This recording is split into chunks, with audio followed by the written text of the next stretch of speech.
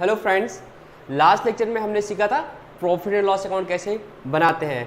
उससे पहले हमने सीखा था ट्रेडिंग अकाउंट कैसे बनाते हैं, और उन दोनों से हमने क्या बोला था कि हमें पता चलता है financial performance of the business.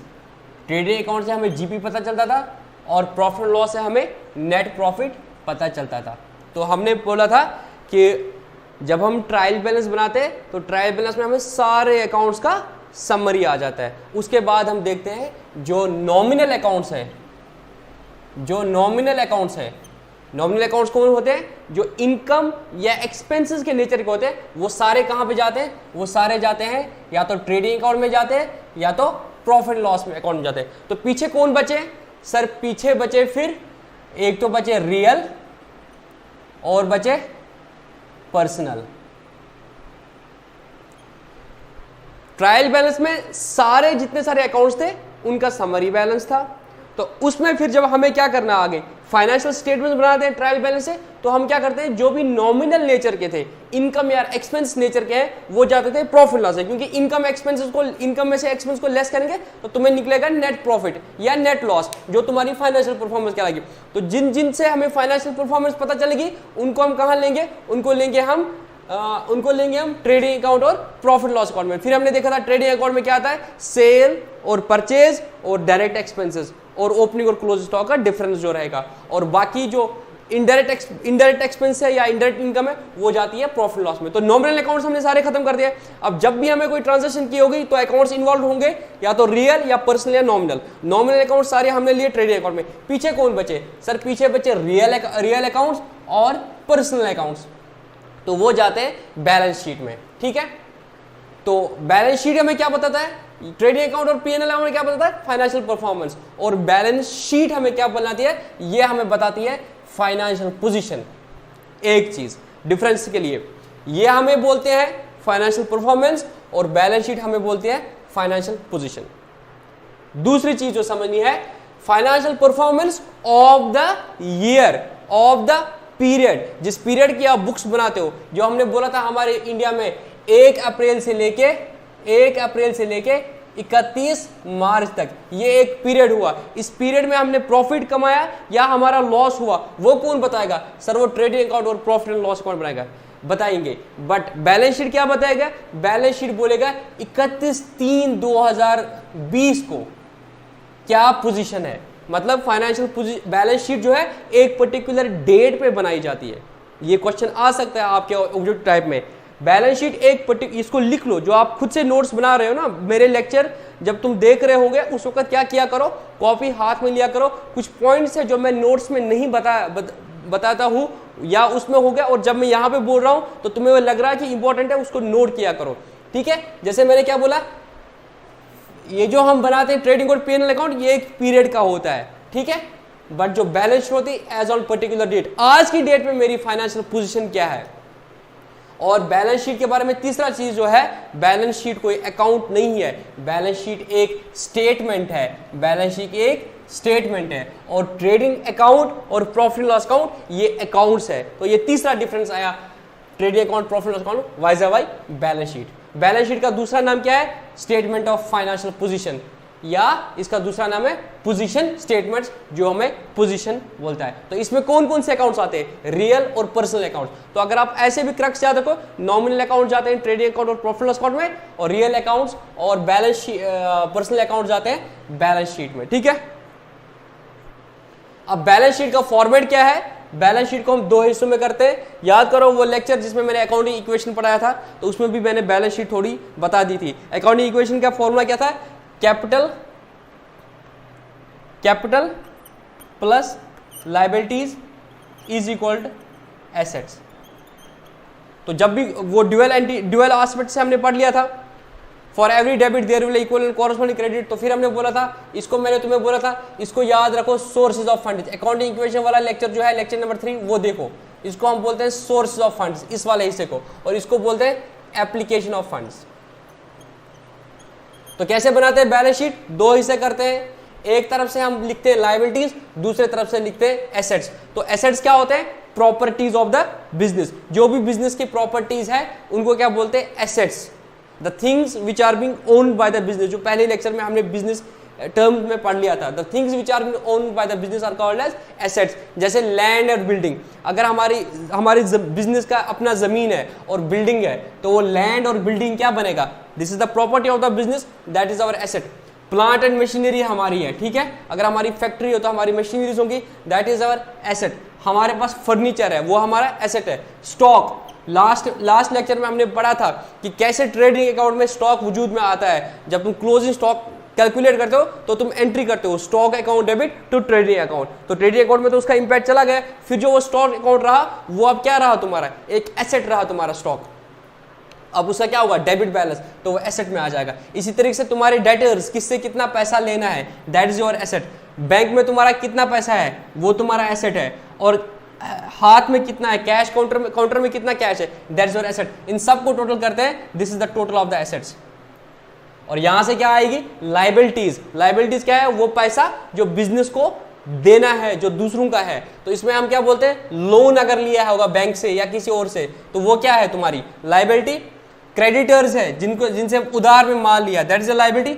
अगर तुमने लास्ट लेक्चर में मैंने सिखा दिया था एडजस्टिंग एंट्रीज हम करते हैं एक्रूअल बेसिस पे, salary account debit to salary outstanding, तो सैलरी आउटस्टैंडिंग क्या है मेरा, लायबिलिटी। इसी तरह से rent account debit to rent payable क्या है मेरी लायबिलिटी। ये हो गई सारी लायबिलिटीज जो आउटसाइडर्स को लेकर है। क्या है, ये लायबिलिटीज ऐसी है जो आउटसाइडर्स को लेकर है, और ये लायबिलिटी जो है ये इंटरनल लायबिलिटी है, इसको हम बोलते हैं कैपिटल। कैपिटल भी तो देखा जाए बिजनेस के लिए लायबिलिटी है, क्योंकि ये मालिक का पैसा है। तो ये क्या था, ओपनिंग कैपिटल जो उसने लगाई थी, प्लस जो प्रॉफिट एंड लॉस अकाउंट से प्रॉफिट आ गया उसको ऐड कर दिया। और इस साल में अगर उसने कोई ड्राइंग की थी तो जब भी प्रोपराइटर पैसे निकालता है तब उसकी ड्राइंग्स को डेबिट करते हैं, drawings account debit to cash, drawing account debit. और लास्ट में जितना भी वो ड्राइंग होता है उसको हम किस में से लेस करते हैं, कैपिटल में से, तो एंट्री करते हैं कैपिटल अकाउंट डेबिट तो ड्राइंग अकाउंट। इस तरीके से जितने भी अकाउंट्स हमने खोले थे वो या तो क्लोज हो गए या वो बैलेंस शीट में आ गए। ड्राइंग हमने क्या कर दिया है, इसमें से लेस कर दिया, और जो प्रॉफिट था वहां पे प्रॉफिट लॉस अकाउंट में but to net profit transfer to capital account,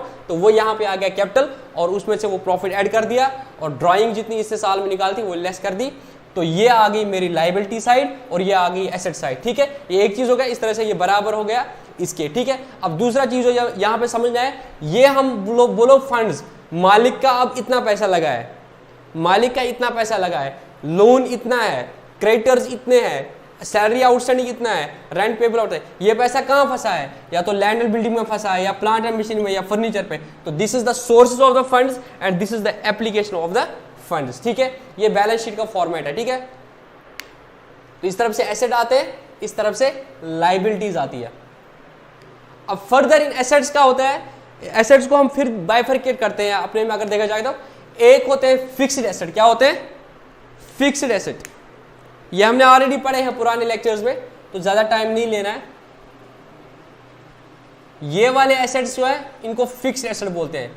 वो एसेट्स जिनका फायदा हमें एक साल से ज्यादा में मिलता है उनको फिक्स्ड एसेट बोलते हैं। जिनका फायदा हमें एक साल से ज्यादा में मिलता है उनको फिक्स्ड एसेट बोलते हैं। और ये हमें क्या करते हैं, ये हमें बिजनेस में मदद करते हैं। ये डायरेक्टली सेल परचेज में इन्वॉल्व होते हैं, बट इससे हमें बिजनेस करना आसान होता है और इसी से हम बिजनेस कर पाते हैं। अगर हमारे पास लैंड एंड बिल्डिंग नहीं होगा तो माल को कहाँ रखोगे, अगर प्लांट एंड मशीनरी नहीं होगी तो बनाओगे कैसे। हम प्लांट एंड मशीनरी को नहीं बेचते, हम इससे गुड्स बनाते हैं और उनको बेचते हैं। फर्नीचर हमें बहुत जरूरी है, फर्नीचर नहीं होगा तो हम काम कैसे करेंगे, अकाउंटेंट कहाँ बैठेगा, शोरूम, वो सारा चीज कौन सी चीज कहाँ पे रखेंगे। तो ये हमें बिजनेस को चलाने में मदद करते हैं और इनका फायदा इस फर्नीचर का, लैंड और बिल्डिंग का, प्लांट मशीनरी एक ही साल में नहीं होगा। मशीनरी आप एक साल के लिए नहीं लाते हो, फर्नीचर आप एक साल के लिए नहीं लाते, बिल्डिंग एक साल के नहीं लाते, इनका फायदा मोर देन वन देता है। तो इनको बोलते हैं फिक्स्ड एसेट। और जो बाकी एसेट्स होते हैं जो नॉर्मल ट्रेडिंग के लिए इस्तेमाल आते हैं उनको बोलते हैं करंट एसेट। मतलब ये वो एसेट्स होते हैं या तो वो सेल के लिए रखा होता है या वो सेल के कंटेक्स्ट में वजूद में आते हैं, बाइंग सेलिंग के कंटेक्स्ट में वजूद में आता है। इनको हम करंट एसेट बोलते हैं जो रोजमर्रा की बिजनेस ऑपरेशंस में हमें काम आ जाती है। जैसे स्टॉक है, इसको बेचोगे। डेटर है, डेटर क्या है, माल उधार लिया है तो ये क्या देगा, विद इन ईयर में पैसे देगा। नॉर्मली 2-3 महीने का क्रेडिट पीरियड होता है, तो ये भी क्या है, इसको करंट एसेट बोलते हैं। और कैश इन हैंड हो या बैंक हो, ये सारे क्या है, करंट है। ठीक है, तो इनको करंट एसेट बोलते हैं। करंट का डेफिनेशन मैंने बोल दिया था, जो नॉर्मली 12 महीने के अंदर अंदर रिकवर हो जाएगा, रियलाइज हो जाएगा, उनको क्या बोलते हैं, करंट एसेट। और जो 12 महीने के, जिसका फायदा 12 महीने के बाद होगा वो हमारा क्या कहलाएगा, फिक्स्ड एसेट, ठीक है। इस तरह से इनका होता है करंट एसेट और फिक्स्ड एसेट। और फिर फिक्स्ड एसेट भी है ना, ये दो तरह के होते हैं, एक को बोलते हैं टेंजिबल, दूसरा होता है इनटेंजिबल। टेंजिबल का मतलब क्या होता है, जिसको तुम टच करोगे। इनटेंजिबल का मतलब क्या होता है, जिसे तुम टच नहीं करोगे। टेंजिबल मतलब अगर ये फर्नीचर है, बिल्डिंग है, इसको तुम टच कर सकते हो, ये क्या हो गया, टेंजिबल। और इस तरह से इनटेंजिबल, अगर आपका गुडविल है, पेटेंट है, कॉपीराइट्स है, ठीक है, अगर तुमने पेटेंट लिया है या तुमने बिजनेस को परचेज कर दिया और गुडविल दी या रॉयल्टी पे कर दी और तुमने उसको कैपिटलाइज कर दिया, उन सबको बोलते हैं इनटेंजिबल, जो एसेट है मगर तुम उसको टच नहीं कर सकते हैं, ठीक है। इसी तरीके से तुम्हारी लायबिलिटीज, ये तो कैपिटल रहा, इसके बाद हो सकता है रिजर्व्स भी हो गया, अगर तुमने प्रॉफिट को कैपिटल में ट्रांसफर नहीं किया, या पार्टनरशिप और कंपनी में वो होते ही है। लोन्स और लायबिलिटीज को भी हम दो तरीके से बोलते हैं, एक तो हम बोलते हैं लॉन्ग टर्म लायबिलिटीज, यहाँ पे हम फिक्स्ड एसेट बोलते हैं, यहाँ पे हम लॉन्ग टर्म लायबिलिटीज, वो लायबिलिटीज जो तुम्हें 12 महीने के बाद पे करनी होती है उनको लॉन्ग टर्म। जैसे तुमने बैंक से लोन ले लिया, टर्म लोन ले लिया, ठीक है, जो 10-15 साल का लोन है वो क्या रहेगा तुम्हारा, या डिबेंचर्स है जो तुम्हें 5 साल बाद वापस करने हैं, तो वो क्या करेंगे तुम्हारी, वो लॉन्ग टर्म लायबिलिटीज। और बाकी क्या बचे जो विद इन द ईयर तुम्हें पे करनी पड़ेंगी, उनको बोलते हैं करंट लायबिलिटीज।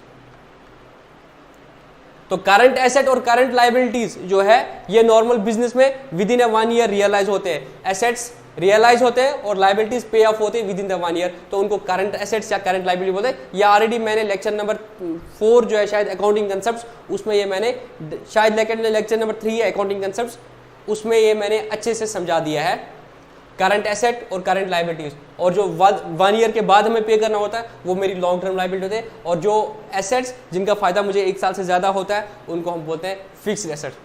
और इनका खर्चा कैसे जाता है, ये भी तो खर्चा किया होता है, इनका खर्चा जाता है एज पर मैचिंग कंसेप्ट, जिसको हम बोलते हैं by the way of depreciation, ठीक है। और रही कैपिटल, जिसको हम इंटरनल लायबिलिटी भी बोलते हैं और इनको हम एक्सटर्नल लायबिलिटी बोलते हैं। और एक कंसेप्ट है, हालांकि बैलेंस शीट का डायरेक्टली लिंक नहीं है, बट अगर तुम नॉन कॉमर्स बैकग्राउंड में पता ना, वर्किंग कैपिटल। वर्किंग कैपिटल किसको बोलते हैं, current asset is minus current liabilities जो होता है उसको वर्किंग कैपिटल बोलते हैं। अगर तुम्हें एग्जाम में आएगा तो इतना याद रखना, current asset minus current liabilities, मतलब वो कैपिटल जो करंट एसेट्स के लिए काम में आ गई है, तो वो कैपिटल, वर्किंग कैपिटल मतलब क्या है, कैपिटल का वो पैसा जो वर्किंग एसेट्स में लगाया होगा रोजमर्रा की, तो वो क्या होगा, करंट एसेट्स में कितना लगाया होगा पैसा, लेस जो बाहर वाले लोगों का करंट लायबिलिटी लगा है वो लेस करेंगे, और बाकी जो पैसा बचा वो बोलेंगे कि वो कैपिटल का वर्किंग में लगा है, क्योंकि ये तो फिक्स्ड होता है, इसमें नॉर्मली लॉन्ग टर्म लायबिलिटीज और वो बाकी कैपिटल लगी होती है। बट जो करंट लायबिलिटीज हो वो तो करंट एसेट के कंटेक्स्ट में होगा, क्योंकि क्रेडिटर से माल उधार लिया होगा तो स्टॉक होगा, सैलरी आउटस्टैंडिंग ये इधर देना होगा अगले महीने तो उधर देंगे, तो इसमें फंसा होगा। तो current asset minus current liabilities is that part of the capital which is in the current assets which is in working, ठीक है, उसको बोलते हैं हम वर्किंग कैपिटल, ठीक है। तो ये मैंने बेसिक चीजें बोली बैलेंस शीट के बारे में, ठीक है। तो ये फॉर्मेट है, इस तरह से बनाते हैं। अभी हम कुछ क्वेश्चन करेंगे, एक ही क्वेश्चन है वो हम करेंगे, और उससे क्या होगा, तुम्हें होल्ड आ जाएगा इस पे, ठीक है। पहले मैं नोट्स देखता हूं जो मैंने तुम लोगों को बताया, कि ऐसा ना हो मैंने कोई चीज छोड़ दी और वो आपको समझ ना आ जाए, ठीक है। बैलेंस शीट के बारे में मैंने तुम्हें बताया, एक चीज याद रखना है, ये बनाई जाती है as on a particular date, तो आएगा balance sheet as on 31 March. आज की डेट में क्या फाइनेंशियल पूछना है, अगले दिन फाइनेंशियल पूछना कुछ और हो सकते हैं, बट हम बैलेंस शीट एक दिन की बना देंगे, और प्रॉफिट लॉस अकाउंट एक पीरियड का बनाएंगे। और ये स्टेटमेंट है, ना कि ये अकाउंट है, ये एक स्टेटमेंट है। और कब बनाया जाता है, प्रॉफिट लॉस अकाउंट के बाद बनाया जाता है। तो फाइनल अकाउंट जो है उनमें 3 स्टेज है, पहले ट्रेडिंग अकाउंट बनाते हैं, वहां से जीपी पता चलता है, उसके बाद प्रॉफिट लॉस अकाउंट में वहां से नेट प्रॉफिट होता है, और नेट प्रॉफिट को ट्रांसफर करते हैं बैलेंस शीट में, और बैलेंस शीट में एसेट्स और लायबिलिटीज रखते हैं, ठीक है। Characters of balance sheet, balance sheet is a statement and not an account, it represents assets and liabilities, यहाँ पे कोई डेबिट क्रेडिट का कंसेप्ट नहीं है, ये एक पर्टिकुलर टाइम पे बनाया जाता है। और ये समरी ऑफ, इसमें क्या है, लैंड एंड बिल्डिंग का टोटल बैलेंस कितना है, summary of ledger account, land and building में कितना पैसा है, प्लांट एंड मशीनरी में कितना पैसा है, तो इसमें क्या है, इसको बैलेंस शीट बोलते हैं। A sheet which contains the balances of real accounts and personal accounts. ये जो salary outstanding, rent payable, right, इनको क्या बोलते हैं, रिप्रेजेंटेटिव पर्सनल अकाउंट। तो कैपिटल क्या है, पर्सनल अकाउंट, क्रेडिटर क्या है, पर्सनल अकाउंट, लोन क्या है, पर्सनल अकाउंट भी बोल सकते हो, ठीक है, बैंक को देना है पैसा। और एसेट्स के सारे क्या है तुम्हारे रियल अकाउंट्स है, तो इनको क्या बोलते हैं, it is the sheet containing the balances of the real and the personal accounts. अब नॉमिनल क्यों नहीं सर, नॉमिनल तो चले गए होंगे ट्रेडिंग एंड पीएनएल में। एसेट्स मैंने बोल दिया the properties which are owned by the business and the amount which is due from the others, ठीक है। इसमें हमारे फिक्स्ड एसेट होते हैं जो हमें 1 साल से ज्यादा में काम में आ जाते हैं, ठीक है। Useful life more than 1 year. Current assets जो नॉर्मल लाइफ में काम आता है, ठीक है, with in the course of the business, with in the operating cycle वो कन्वर्ट हो जाते हैं, ठीक है। जिसमें मैंने ऑपरेटिंग साइकिल बोल दिया था, कैश होता है, उससे तुम स्टॉक खरीदते हो, उसको सेल करते हो, डेटर बनता है, फिर डेटर पैसे देता है, तो इसको ऑपरेटिंग साइकिल बोलते हो। तो जो ऑपरेटिंग साइकिल में ही कन्वर्ट हो जाएगा उसको बोलते हैं करंट एसेट। और इसी तरह फिक्स्ड एसेट दो तरह, tangible which can be touched, intangible which can not be touched. और एसेट होता है एक फिक्टिशियस एसेट। फिक्टिशियस का मतलब क्या होता है, पढ़ा है वर्ड फिक्टिशियस, देखा है, हाँ सर कोई भी मूवी आते हैं तो बोलते हैं all the characters in this movie are fictitious, they do not resemble anyone. तो फिक्टिशियस का मतलब होता है नकली। फिक्टिशियस एसेट का मतलब क्या होता है, नकली एसेट। मतलब वो तुमने बैलेंस शीट में एसेट साइड से डाल दिया बट वो एसेट नहीं है, क्योंकि एसेट का डेफिनेशन है एसेट्स और the properties of the business और the money which is owed by the which is money which is due from the people। तो डेटर से पैसा लेना है तो that is my asset. Stock is the property of the assets, furniture is the asset, land and building asset. But अगर मैंने यहाँ पे कोई एक ऐसा एसेट डाल दिया है जो वाकई एसेट है नहीं, उसको बोलते हैं फिक्टिशियस एसेट। अब मैं एग्जांपल देता हूँ, सपोज मैं एक एग्जाम्पल, अच्छा यहाँ पे देखो ये कैपिटल प्लस लायबिलिटीज एसेट्स के बराबर आएगा, तो अकाउंटिंग इक्वेशन भी कर सकते हैं। सपोज यहाँ पे मैं डालूंगा एक expense, deferred revenue expenditure, deferred revenue expenditure. हमने पढ़ा था कैपिटल एक्सपेंडिचर, रेवेन्यू एक्सपेंडिचर, मैंने उस अकाउंटिंग कंसेप्ट वाले में बता दिया था। Revenue expenditure is the expense, तो वो जाता है नॉमिनल अकाउंट, ठीक है, वो नॉमिनल है। और कैपिटल एक्सपेंडिचर जो है वो जाता है एज एन एसेट। बट अगर मैंने कोई रेवेन्यू एक्सपेंडिचर ऐसा किया है जिसको मैंने पीएनएल में नहीं लिया, मैंने उसको डेफर कर दिया अगले साल के लिए, मैंने कोई ऐसा खर्चा किया है जो रेवेन्यू एक्सपेंडिचर है बट उसके बावजूद मैंने उसको पीएनएल में नहीं लिया है, उसको बोलते हैं डेफर्ड रेवेन्यू एक्सपेंडिचर।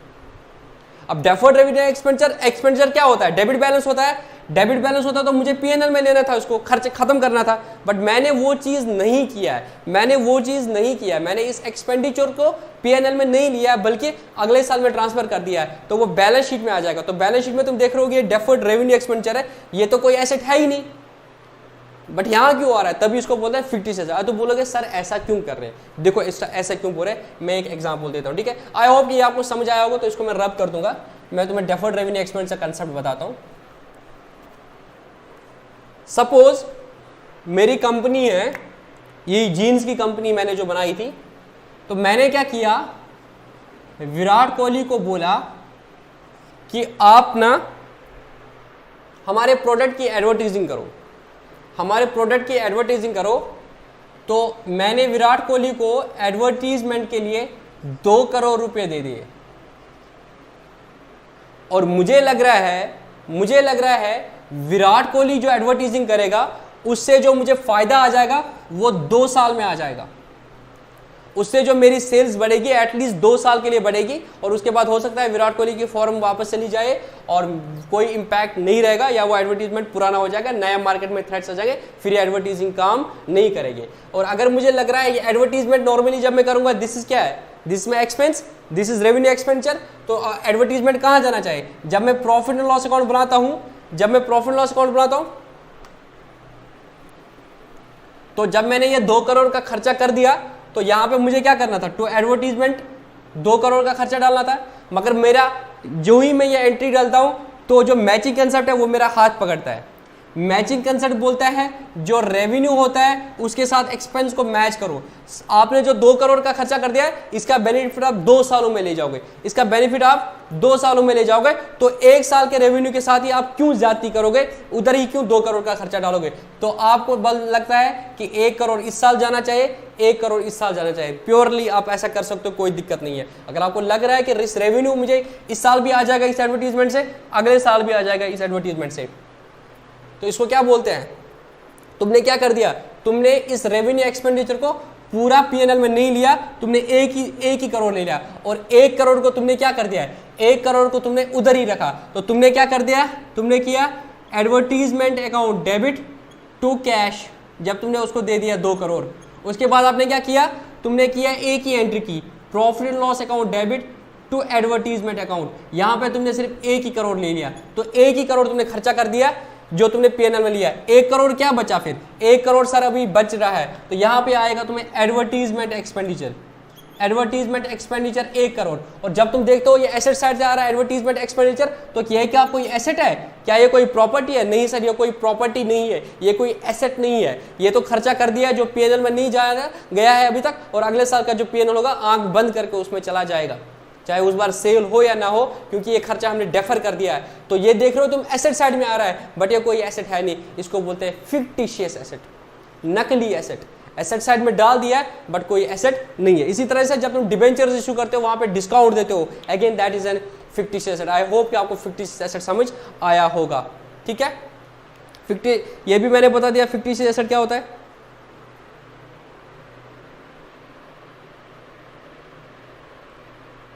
उसके बाद एक चीज जो मैंने अपने नोट्स में कवर कर दी है उसको बोलते हैं आई होप कि फिक्टिशियस एसेट समझ आया होगा, ये भी इंपॉर्टेंट कंसेप्ट है। एक और है कंटिंजेंट एसेट,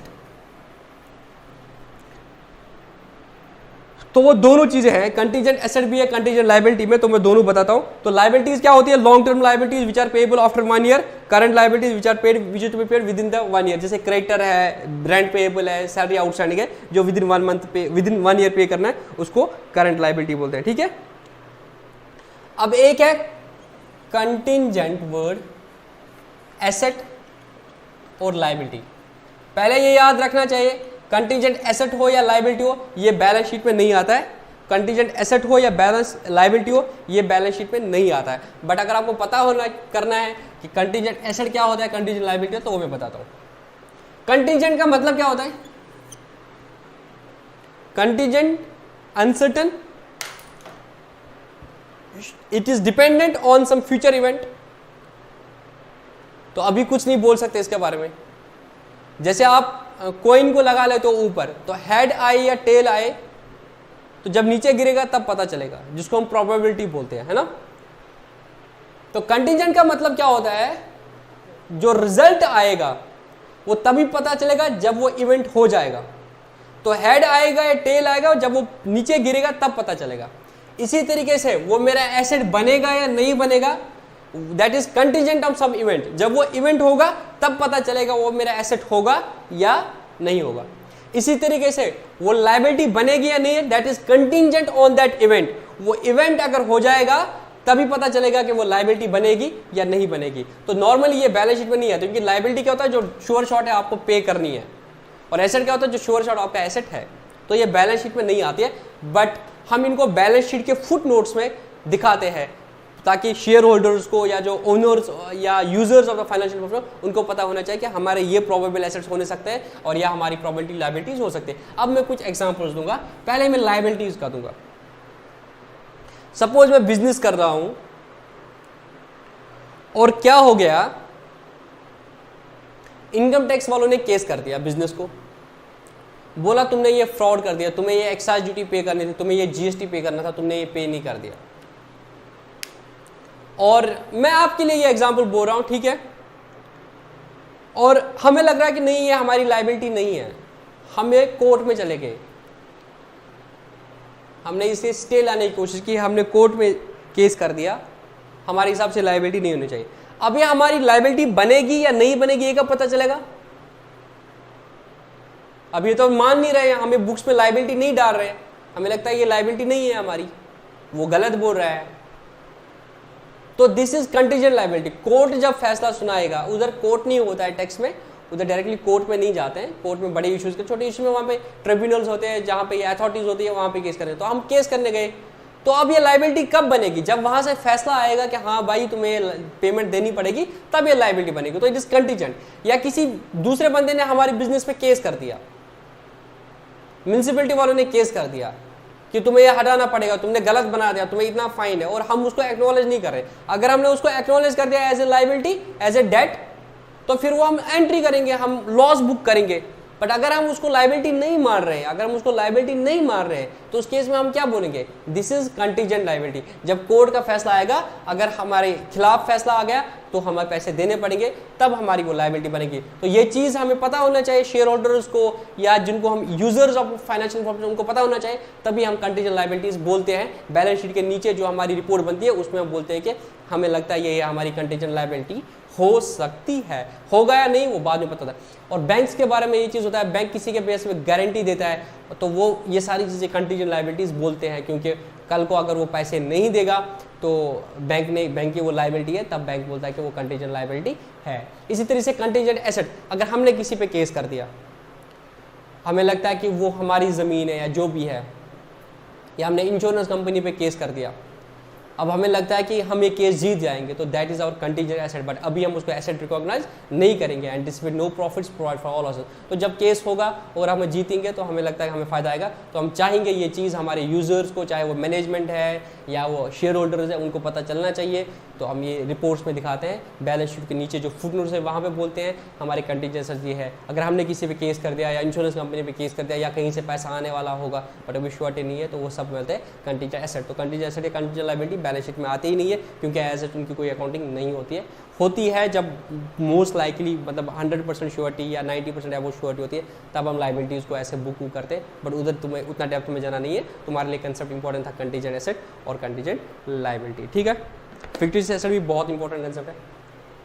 ये तो बेसिक चीज़ था कि फाइनल अकाउंट्स जो थे, तो आपके जो 4 टॉपिक थे लास्ट, वो बहुत इंपॉर्टेंट थे। एक था फाइनेंशियल स्टेटमेंट, जिसमें हमने पढ़ा था कि फाइनेंशियल स्टेटमेंट्स क्या होते हैं, फाइनल अकाउंट्स भी जिनको बोलते हैं। उसके बाद हमने उनको डिटेल में पढ़ा था। एक लेक्चर में हमने ट्रेडिंग अकाउंट पढ़ा, दूसरे लेक्चर में हमने प्रॉफिट लॉस अकाउंट पढ़ा, और तीसरे लेक्चर में हमने फिर बैलेंस शीट पढ़ा। तो इस तरीके से हमारे फाइनल अकाउंट्स कंप्लीट हो गए। और जिस दिन हमने अकाउंटिंग स्टार्ट कर दी थी, उस दिन हमें बोला था कि हमारा एंड गोल क्या है, ये अकाउंटिंग बिजनेस की लैंग्वेज है, अकाउंटिंग बिजनेस की लैंग्वेज है, जिससे हमें लास्ट में 2 चीज़ें पता चलेंगी। एक फाइनेंशियल परफॉर्मेंस पता चल जाएगी, जो भी बहुत ज़रूरी जानना है, और हमें फाइनेंशियल पोजीशन किसी भी दिन में पता चल जाएगी, जो भी बिजनेस को बहुत ज़रूरी है जानना है कि उसके एसेट्स कितने, उसकी लायबिलिटीज़ की है, कि उसके पास कैश कितना है। ये दोनों चीज़ें बहुत ज़रूरी है बिजनेस के लिए। तो वो दोनों चीज़ें हमें अकाउंटिंग से पता चलती है, और अल्लाह के फजल से हम आज इस स्टेज पर पहुँच के कि हमें वो चीज़ करनी आ गई। तुम लोगों को क्या करना है, वो सारे लेक्चर्स जो है वो देख के वहाँ से क्वेश्चंस करने की कोशिश करनी है। और हर नोट में मैंने हर टॉपिक के मैंने नोट्स बनाए, खुद से नोट्स बनाए। You will not believe, honestly 3-3, 4-4 घंटे एक टॉपिक के नोट्स पे बनने लगते हैं। पहले कंटेंट लाना, कंटेंट कंपाइल कर देना, फिर उसकी एडिटिंग कर देना, और उसके बाद MCQs बनाने में बहुत टाइम लगता है कि सोचना कि किस किस तरीके का MCQ आएगा आपके एग्जाम में, वो बनाने में बहुत टाइम लगता है। तो उनको अच्छे से पढ़ लो, नोट्स को अच्छे से पढ़ो, वीडियोज़ को अच्छे से देखो, तो होपफुली तुम्हें वो पूरा समझ आएगा। मैंने बहुत कोशिश की है कि जो बच्चा नॉन कॉमर्स बैकग्राउंड का है और पहली बार पढ़ रहा है, और उनको इन लेक्चर्स में ही समझा दूँ, तो आपसे भी उतने ही एफर्ट की मुझे एक्सपेक्टेशन है। ठीक है, अब एक छोटा सा क्वेश्चन मैं यहाँ पे रख रहा हूँ, जिससे क्या होगा ना, मैं ट्रायल बैलेंस रख लूँगा यहाँ पे, ट्रायल बैलेंस, तो आप उसको विजुअलाइज कर देना। ठीक है, जर्नल हुआ होगा, लेजर होगा, तो ये ट्रायल बैलेंस आएगा, और उसके बाद मैं तुम्हें सिखा दूंगा trading account, profit loss account, balance sheet कैसे बनाते हैं। तो एक छोटा सा क्वेश्चन है, 10 से 15 मिनट लगेंगे, आप इसको देख लो और आपको ना पूरा समझ आ जाएगा क्या चीज़ है जो हमने अभी तक पढ़ा है। तो प्लीज स्किप नहीं करना वीडियो को पूरा देख लेना। ठीक है, एक एग्जांपल मैं यहां पे ले रहा हूं, मैं ट्रायल बैलेंस बना रहा हूं यहां पे, और आई विल ट्राई कि मैं यहां तक ना इसको कर दूं, और वहां पे मैं आपके लिए फिर क्वेश्चन करूं। ठीक है, मैं एक ट्रायल बैलेंस बना रहा हूं यहां पे, इससे हम सीखेंगे कि क्या हम फाइनल स्टेटमेंट्स बना पाएंगे या नहीं बना पाएंगे। बहुत अच्छा क्वेश्चन है। ठीक है, तो ये ट्रायल बैलेंस का फॉर्मेट है। हाँ सर, ये ट्रायल बैलेंस का फॉर्मेट है। पर्टिकुलर्स आते हैं यहाँ पे डेबिट आता है, यहाँ पे क्रेडिट आता है। ठीक है, मैं लिख लेता हूं यहाँ पे,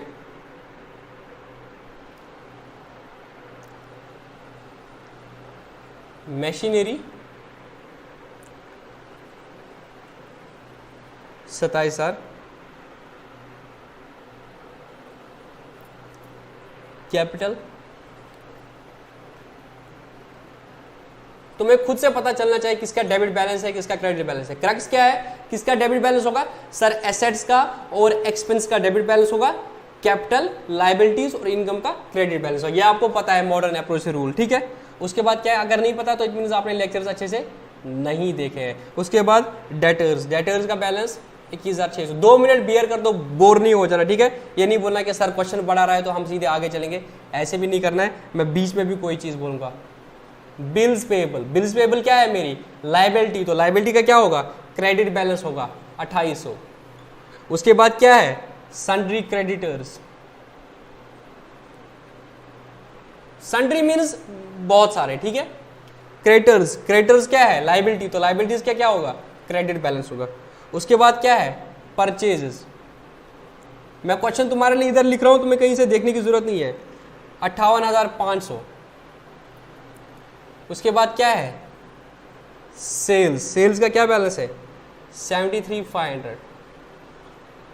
उसके बाद क्या है, ड्राइंग्स, ड्राइंग्स कितनी है 2700। उसके बाद क्या है, वेज, वेज कितनी है 15,000। एक्सपेंसेस, जनरल एक्सपेंसेस जो हो गए हैं बिजनेस में 600। उसके बाद क्या है, rent and taxes 1350। Carriage inwards जो कल पढ़ा था, फ्रेट इनवर्ड्स उसको बोलते हैं 450। उसके बाद क्या है, बैंक बैलेंस, बैंक में कितना पैसा है 4,500। उसके बाद क्या है, ओपनिंग स्टॉक, ओपनिंग स्टॉक कितना है 6,000।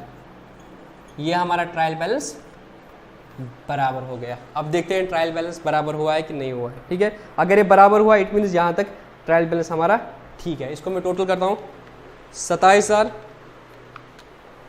प्लस 21,600। ये बहुत इंपॉर्टेंट क्वेश्चन है और इससे आपको तीनों चीजें कवर हो जाएगी, trading account, profit loss account और बैलेंस शीट, ठीक है। 2700, 15,000, 600, 1350, 450, 4500 और 6000। कितना हुआ 137700। और इसके बाद ये देखो कितना आया तुम्हारा 6000, 60,000 प्लस 2800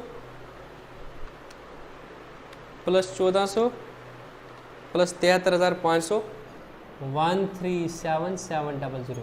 इसके बाद क्या दिया होगा सर, इसके बाद हमें दिया होगा बैलेंस, ट्रायल बैलेंस के बाहर बोला होगा क्लोजिंग स्टॉक कितना है। क्यों, ये सारे तो अकाउंट्स थे सर, क्लोजिंग स्टॉक हम वैल्यू करते हैं, तो क्लोजिंग स्टॉक हमें बोला है 22,400, 22,400। अब तुम्हें क्या बनाना है, तुम्हें बनाना है ट्रेडिंग अकाउंट, तुम्हें बनाना है प्रॉफिट लॉस अकाउंट और तुम्हें बनानी है बैलेंस शीट। तो क्या बनाएंगे सर, हम बनाएंगे trading and profit and loss account, हम एक साथ बनाते हैं।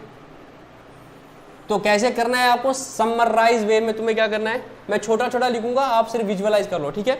सर हमें क्या करना है, हमें देखा है ट्रेडिंग और प्रॉफिट लॉस अकाउंट का कौन सा आइटम है वहां जाएगा और जो बैलेंस शीट का आइटम होगा वो बैलेंस शीट में जाएगा, ठीक है।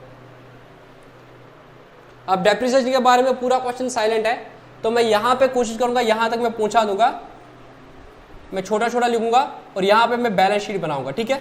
देखो तुम लोगों ने कैसे करना है। मशीनरी क्या है 27,000। सबसे पहले तुम लोग क्या करोगे, अगर तुम लोगों को इतना शौक है सीखने का तो तुम यहां पे आइडेंटिफाई करोगे, ये सबसे इंपॉर्टेंट चीज रहेगा तुम्हारा, तुम यहां पे आइडेंटिफाई करोगे कि ये कहां पे जाएगा, मशीनरी ये कहां पे जाएगा। तुम्हें बोलना है ये ट्रेडिंग अकाउंट में जाएगा, प्रॉफिट लॉस अकाउंट में जाएगा कि बैलेंस शीट में जाएगा। तो trading account is T, profit loss account is P, balance sheet is B. Machinery क्या है सर, मशीनरी तो एसेट है, तो सर ये बैलेंस शीट में जाएगा।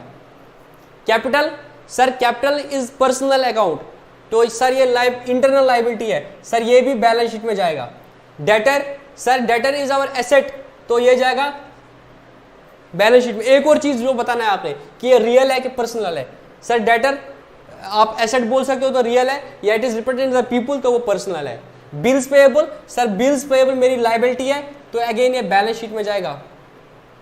इसी तरीके से सन्ड्री क्रेडिटर्स, सर ये मेरी लायबिलिटीज है तो ये बैलेंस शीट में जाएगा। Purchase, sir purchase is my direct expenses जो है cost of good sold, sir ये ट्रेडिंग अकाउंट में जाएगा। सेल, सर ये भी ट्रेडिंग, ये परचेज सेल जाता है ट्रेडिंग अकाउंट में। ड्राइंग, सर ड्राइंग हम कैपिटल में से लेस करेंगे बैलेंस शीट में। Wage, sir wages direct expense है तो ट्रेडिंग में जाएगा। जनरल एक्सपेंसेस, जनरली खर्चा हो गया, चाय पानी इधर उधर लॉक वॉक लाने में, सारे प्रॉफिट लॉस में जाएगा, ये इनडायरेक्ट एक्सपेंस है। Rent and taxes, rent went दे दिया है, पता नहीं किसका दे दिया है, तो ये जाएगा प्रॉफिट लॉस में। कैरेज इनवर्ड्स, फ्रेट इनवर्ड्स, माल को गोदाम तक लाने के लिए, माल को दुकान तक लाने के लिए, तो this is the directly involve attribute of goods, तो सर ये जाएगा ट्रेडिंग अकाउंट में। Bank balance, this is the balance sheet में जाएगा। ओपनिंग स्टॉक, सर ये जाएगा ट्रेडिंग अकाउंट में। और फिर क्लोजिंग स्टॉक, सर ये जाएगा ट्रेडिंग अकाउंट में। तो इसके बाद हम क्या बनाएंगे, इसके बाद हम बनाएंगे ट्रेडिंग अकाउंट। तो ट्रेडिंग अकाउंट में सबसे पहले क्या जाएगा, सर ट्रेडिंग अकाउंट में सबसे पहले जाता है ओपनिंग स्टॉक। पहला माल कितना था हमारा, सर पुराना माल था हमारा 6000। उसके बाद क्या किया हमने, सर परचेज कर दी इस साल। परचेज कितनी कर दी, जो कर दिया उसको टिक मारो। परचेज कितनी है, सर परचेज 58,500 की है। उसके बाद क्या है, सर सेल हमने किया है 73,500, सेल हमने किया है 73,500, तो इसको भी टिक मारो। उसके बाद क्या है, सर क्लोजिंग स्टॉक हमारा 22,400 है। क्लोजिंग स्टॉक हमारा 22,400 है, क्लोजिंग स्टॉक भी गया। और क्या था ट्रेडिंग अकाउंट का, सर वेज है हमारी, वेज कितनी है 15,000, सर वेज 15,000 है, इसको भी खत्म कर दिया। उसके बाद क्या है, sir carriage inwards, carriage inwards कितना है, सर 450। इस तरह से ये क्लोज हो गया। तो सर ट्रेडिंग अकाउंट के सारी चीजें हमने कर दी, इसको भी क्लोज कर दिया, ठीक है। तो यहां से हमें क्या निकलेगा, जीपी निकलेगा या ग्रॉस लॉस निकलेगा। तो इनको टोटल करते हैं। कौन सा बड़ा साइज है, 7, वो अपेरेंटली बड़ा साइड लगता है, तो उसको टोटल करेंगे 73,500 प्लस 22,400 कितना हुआ 95,900। तो मेरी सेल और क्लोज स्टॉक 95,900, उसमें से लेस करूंगा मैं 6,000, उसमें से cost of goods sold less करना है ना, 58,500, 15,000 और 450। तो मेरा जो ग्रॉस प्रॉफिट आया, ग्रॉस प्रॉफिट जो मैंने कमाया है वो है 15,950। तो 15,950 जो ग्रॉस प्रॉफिट है वो कहां पर जाएगा, सर वो मेरा पीएनएल में जाएगा। तो एंट्री करूंगा profit loss account credit by GP, by gross profit 15,950। और इसमें से क्या करूंगा, जो इनडायरेक्ट एक्सपेंस है वो लेस करूंगा। प्रॉफिट लॉस का कौन सा आइटम है, सर प्रॉफिट लॉस का जनरल एक्सपेंस है। तो जनरल एक्सपेंस को लूंगा प्रॉफिट लॉस में कितना, सर 600। और सर रेंट एंड टैक्सेस है एक खर्चा 1350, रेंट एंड टैक्सेस 1350। और कोई खर्चा है नहीं, सर और कोई खर्चा नहीं है। डेप्रिसिएशन के बारे में भी कुछ नहीं बोल रहा है। इस तरीके से ये हमारे सारे खर्चे तो हो ही गए, ठीक है। अब हमें क्या निकलेगा, इसमें से हमें निकलेगा 15,950 में से फिर वो लेस करके मुझे निकलेगा नेट प्रॉफिट, ठीक है। 15,950, 15,950, इसमें से दो खर्चे हो गए -600 -1350। तो मेरा जो नेट प्रॉफिट है वो कितना आया 14,000। इसके बाद क्या बनेगी मेरी बैलेंस शीट। बैलेंस शीट में क्या आएगा, सर बैलेंस शीट में सबसे पहले आएगा कैपिटल। कैपिटल कितना था मेरा, सर कैपिटल मेरी 60,000 थी। ये लायबिलिटी साइड है, ये एसेट साइड है। कैपिटल थी मेरी 60,000, उसको क्या करूंगा ऐड, सर उसको करूंगा इस साल का प्रॉफिट ऐड, क्योंकि प्रॉफिट मालिक का हिस्सा है। कितना आया 74,000। तो मालिक का ओपनिंग पैसा था 60,000 प्लस इस साल का जो प्रॉफिट कमाया वो हम बोलेंगे मालिक को मिलेगा। तो मालिक की कैपिटल 74,000, उसमें से क्या करेंगे लेस, सर इसकी जो ड्राइंग है, इसकी जो ड्राइंग है ये भी हो गया। सर इसकी जो ड्राइंग है कितनी 2700 लेस करेंगे ड्राइंग, क्योंकि इतना पैसा इसने निकाला है मालिक ने। तो अगर देखोगे मालिक का पैसा कितना बचा अब 74,000, उसमें से लेस करेंगे 2700, कितना हुआ 71,300, ये हो गया। अब डाल दो बाकी आइटम्स कितनी है। मशीनरी, मशीनरी कितनी है, सर मशीनरी 27,000 है। और डेटर कितने, debtor is an asset, sir debtor 21,600 है, ये भी मैंने कर दिया। उसके बाद क्या है bills payable 2800, this is my liability. तो बिल्स पेएबल 2800 लाइबिलिटी। और sir creditors, creditors again my liability कितना 1400, और ये भी होगा, ये भी होगा, ये भी होगा, ये भी होगा, ये हो गया। बैंक में तुम्हारा पैसा है 4500, बैंक में 4500, और सर क्लोजिंग स्टॉक, तो एंट्री क्या कर दी, stock account debit to trading account, तो स्टॉक अकाउंट डेबिट हो गया तो वो ओपन हो जाएगा अकाउंट, स्टॉक अकाउंट, तो वो कहां पे जाएगा सर, वो जाएगा बैलेंस शीट में। स्टॉक तुम्हारा जो है कितना है 22,400, अब बैलेंस शीट को टोटल करो, ठीक है। इधर एंट्री की क्लोजिंग स्टॉक के लिए stock account debit to trading account, तो स्टॉक अकाउंट तो वजूद में आ गया, उसका एसेट ओपन हो गया, अब उसका क्या रहेगा, मेरा वो मेरा एसेट रहेगा और वो डेबिट बैलेंस रहेगा, तो वो बैलेंस शीट में जाएगा। अब टोटल करो 71,300 प्लस 2,800 प्लस 1,400, और तो कोई लायबिलिटी नहीं है, नहीं सर और कोई लायबिलिटी नहीं है, तो ये टोटल आया 75,500, और इस तरह से उसको टोटल करो 27,000 प्लस 21,600 प्लस 4,500 प्लस 22,400, 75,500। तो इस तरह से हम फाइनल अकाउंट्स बनाते हैं ट्रायल बैलेंस से। ट्रायल बैलेंस से जो नॉमिनल नेचर के अकाउंट्स हैं उनको लेते हैं ट्रेडिंग अकाउंट में, प्रॉफिट लॉस अकाउंट में, और जो रियल अकाउंट्स होते हैं वो जाते हैं बैलेंस शीट में, और क्लोजिंग स्टॉक भी जाएगा ट्रेडिंग अकाउंट में भी जाएगा और बैलेंस शीट में जाएगा, एंट्री हो जाएगी stock account debit trading account, तो स्टॉक का एक बैलेंस जाएगा फिर इधर बैलेंस शीट में और वो जाएगा ट्रेडिंग अकाउंट में, ठीक है।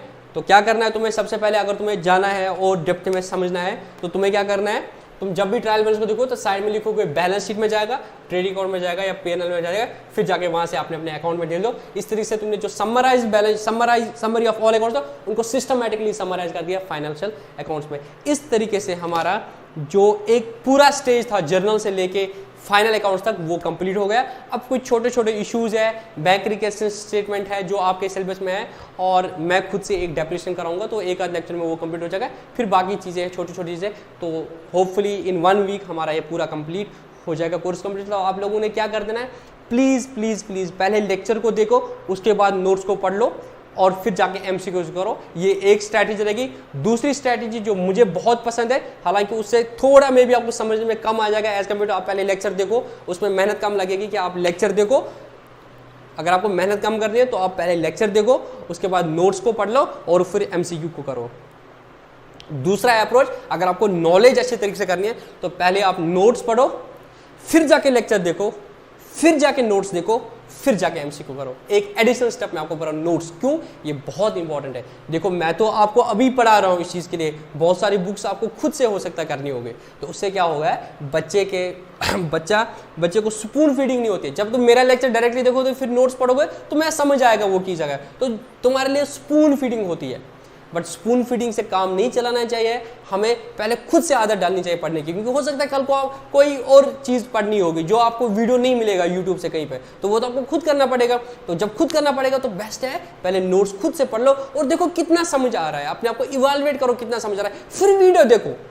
अगर कहीं पे दिक्कत आ रही है तो फिर वीडियो देखो, और वीडियो के बाद देखो अच्छा तुम्हें सही समझ आ रहा था तो तुम्हें अपने पे कॉन्फिडेंस आएगा कि हाँ भाई जो मेरी अंडरस्टैंडिंग थी वही तो था ये चीज़, तो उसमें अपने पे भी कॉन्फिडेंस आता है और इंसान डिपेंडेंट नहीं रहता है। ठीक है, क्योंकि लाइफ में आगे बहुत पढ़ना है तो बहुत सारी चीज़ें तुम्हें यूट्यूब से या उसके लिए वीडियोज या टीचर्स नहीं मिलेंगे, फैकल्टीज नहीं मिलेंगे, तुम्हें खुद से करना पड़ेगा।